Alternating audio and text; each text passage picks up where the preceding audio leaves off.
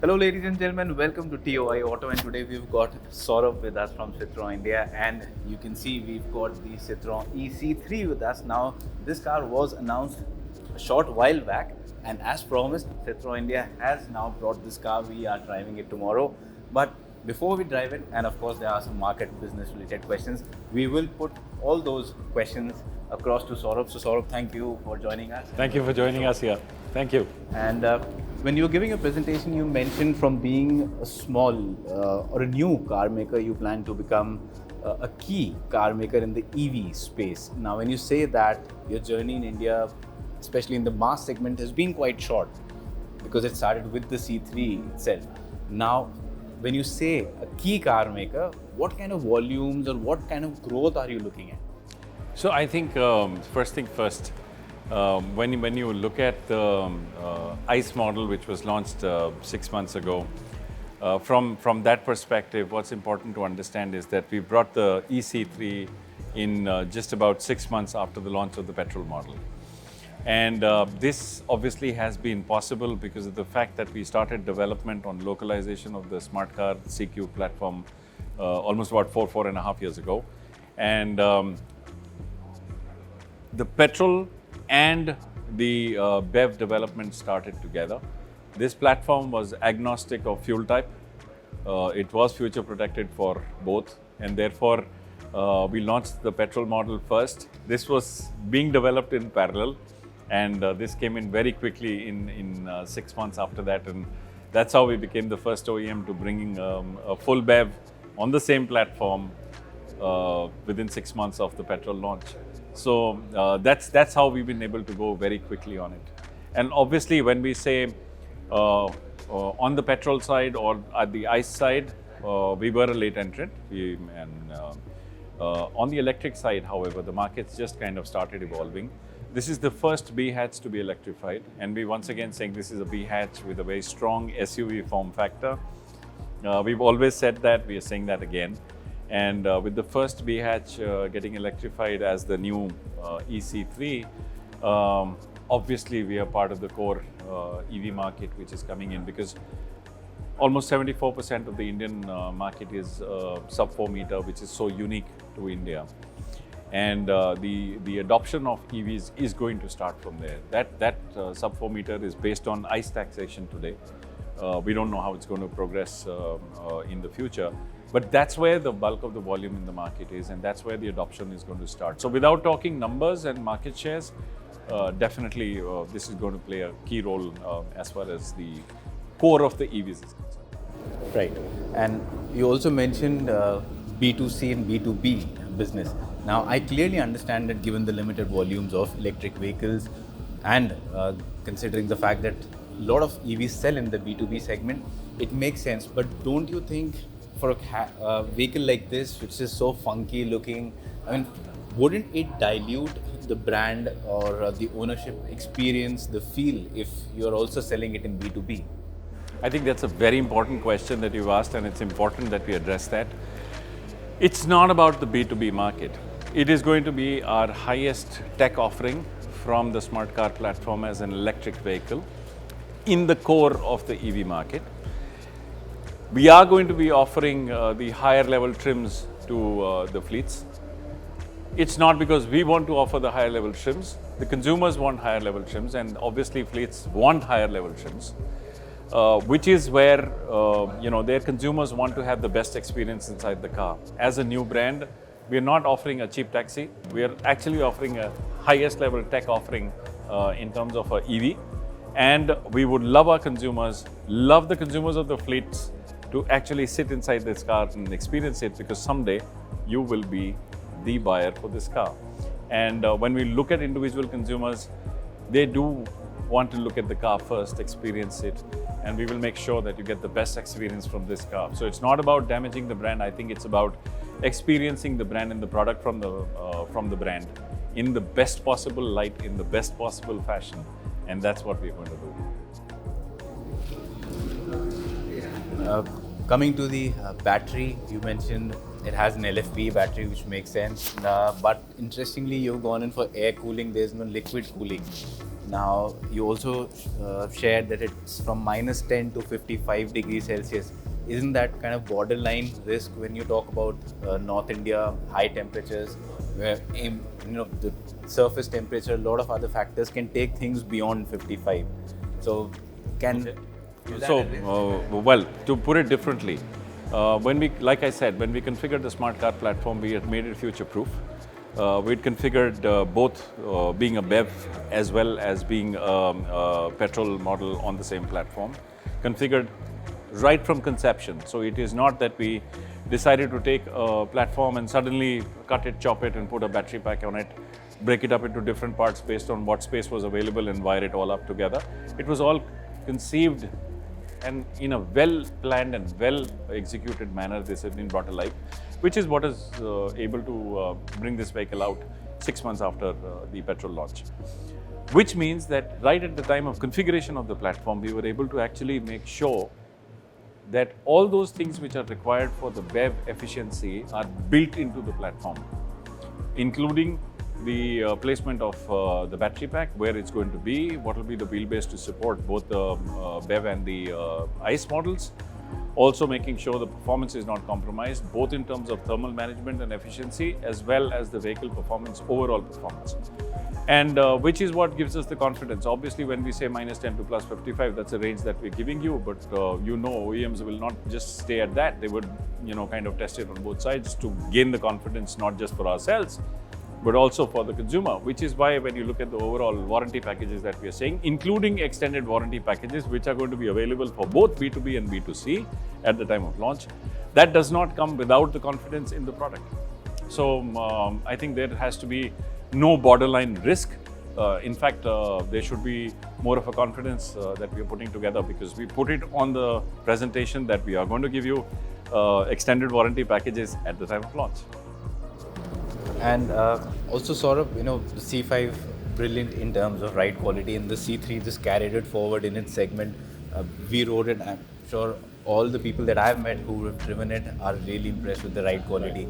Now, with this one having a heavy battery pack, more weight, how have you been able to calibrate the suspension and everything and still maintain that kind of ride quality? Is it the same kind of ride quality, or is it different? Is it better? Is it worse? So comfort is core to the Citroen DNA. And we've differentiated the brand on comfort in India. C5, of course, was a living proof, because that's a flagship SUV from the Citroen brand. On the C3, we made a differentiation in that segment, with the C3 being one of the most comfortable vehicles in that category. eC3 is no different, and I would say thanks to our engineering and R&D teams, they have done a brilliant job, and you will experience that tomorrow when you drive this vehicle. Obviously, they have tweaked and refined the suspension for the new dynamics which have been brought in with the battery pack on the vehicle. However, with the battery pack going on the floor between the wheelbase, it's also made the center of gravity right at the heart of the vehicle, at the bottom of the vehicle, which makes it very stable, and you will enjoy driving it tomorrow and you will see the performance. But yes, because of the weight dynamics on the vehicle, which have been changed against ICE version, suspension dynamics have been tweaked, but you will get the same or maybe better ride quality, comfort, and overall experience that you will get in the car. Coming to the charging options, the wall box charger, is that included in the price when buying the vehicle? Okay, so that's a good question, Arpit. Why? Because we've kept the charging options very simple. We are differentiating clearly, and we are the first ones to go ahead and say you can do 100% fast charging without a slow cycle required. That means if you want to charge this vehicle 100% on DC fast charging, 100% means every time you want to do a DC fast charging, you're welcome to do it. Doesn't affect the health of the battery or the life of the battery. On the slow charging side, we've kept it simple. We've given you a 15 amp, 3.3 kilowatt charger. You don't need a wall box, right? So you don't need approvals from societies where you live in. You don't need approvals from electricity companies. You can simply just plug this vehicle into a 15 amp charger. 10 hours later, you will have the vehicle charged. So on both sides, we've kept it fairly simple, which means that we are looking at all sorts of markets where you can take this vehicle. You go to a city, you go to a semi-urban area, You go to a rural area. If you want a charging solution with a 15 amp, you get it. You want a fast charging with a 100% DC fast charging every time you do it, especially for fleets, no problem. And both sides, it's simple. So you don't have complications on charging. It's the simplest form of charging on both sides, slow or fast. But sort of the other thing, the point with it is that most of the electric vehicles, from what I understand up till now, the usage pattern is that the charging is done predominantly at home for private consumer. Now with a wall box, he or she has an option of getting a quick juice in the battery, maybe in an hour or two. But here wouldn't that be a limitation, because every time the range anxiety probably might creep in earlier, because that you'll have to probably wait for 6 hours or maybe 5 hours to get a decent range. Well, theoretically that's true, but at the same point in time, what's important to understand is with 100% DC fast charging capability, you don't really have to kind of worry about that range anxiety. Number two, with a 3.3 kilowatt charger, you get your full charge in 10 hours, right? On an average, if you look at EV buyers in the country, they're driving about 35 to 40 kilometers a day. That's their usage pattern. 35 to 40 kilometers a day means about 240 kilometers in a week, 6 days a week. You get 1 day off, you charge it at home on that 1 day, and you get 240 kilometers back. So the range anxiety really comes in if you are doing very extensive driving, where it's not about slow charging, it's about ease of charging, where you shift to DC charging. Where again, you don't have to worry that, I charged it twice on a fast charge, so now I have to go to a slow charge, otherwise my health of the battery is not going to be right, or it's not going to let me charge on a fast charge again. Those things are eliminated. So again, I would say, if you look at a wall box today, if you look at anything above 3.3, well, theoretically, it's going to reduce the time of slow charging. It's not going to eliminate the slow charging, but reduce the time of slow charging. Here, with a range of 320 kilometers, which is ARAI certified, 250, 260 usable range, 40 kilometers a day, 6 days a week, you are covered. And you also have regen braking on board. So you are theoretically covered. And during a dealer charging infrastructure thing, you mentioned that your charging network at dealerships will be brand agnostic. Now, what about your customer? Will your customer have to pay the same amount or get some sort of a discount? Well, those are commercials that we will announce later to the consumers. But when I say brand agnostic, means that anybody on a CCS2 network will be happy to come into our showroom. We will be happy to welcome them into our showroom. We'll have a dedicated parking spot, and we'll allow you to charge your vehicle, because today charging is like a need for energy, and it doesn't have to be owned by a brand and controlled by a brand. It has to be available and it has to be democratized, and I think that's our little contribution towards democratization of energy provisions for electric vehicles, not just for our own customers, but for anybody who wants to come in. So Saurabh, we've told our viewers a lot about the potential, what kind of future you see for this car, but also you are one of the earlier entrants in this and a relatively new company in the market altogether. So what is the biggest challenge you see, not just for this car, but overall in terms of growth in the electric mobility space in the mass market segment?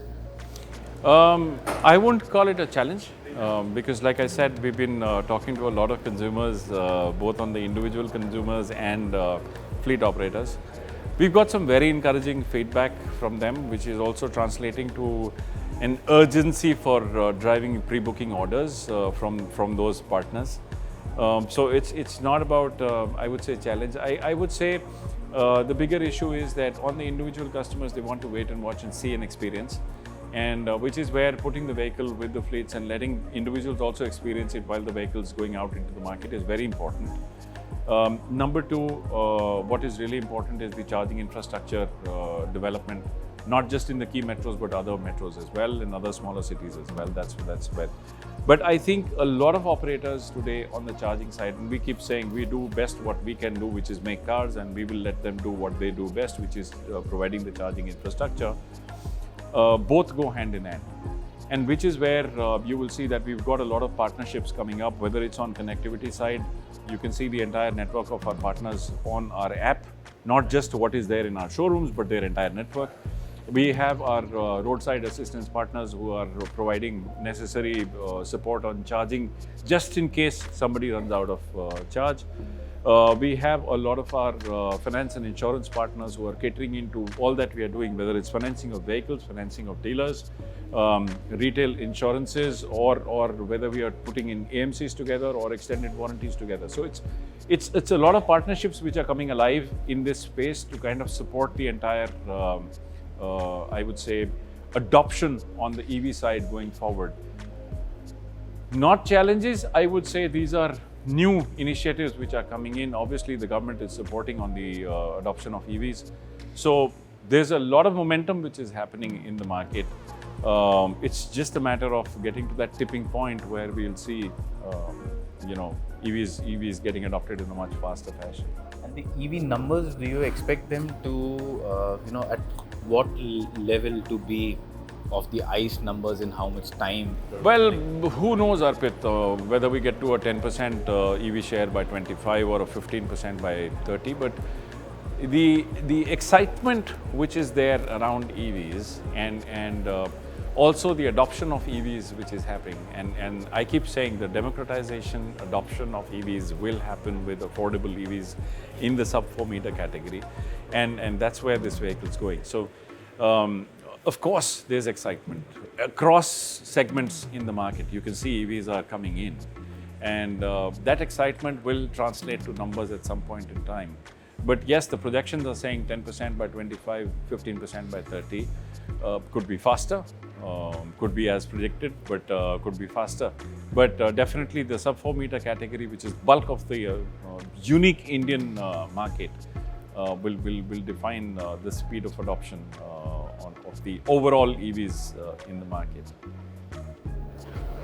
Right, so I think that was a brilliant discussion, Saurabh. And, thank you, Arpit. We got a very good idea of what to expect from the eC3 and what Citroen expects from the car and what their roadmap is. Thank you so much. Thanks, Saurabh, for this brilliant discussion. Thank you. Thank you.